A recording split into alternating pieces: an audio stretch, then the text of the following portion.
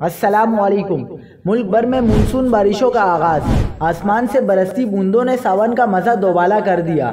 اسلام آباد، کراچی، خیبر پختونخوا اور لاہور سمیت پنجاب کے متعدد علاقوں میں ابر رحمت نے موسم حسین بنا دیا۔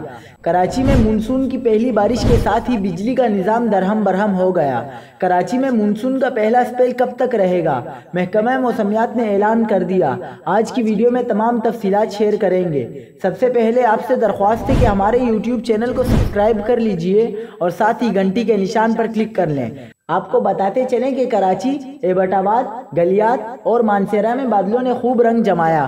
کشمیر اور گلگت بلتستان کے متعدد مقامات پر بھی بادل خوب برسے۔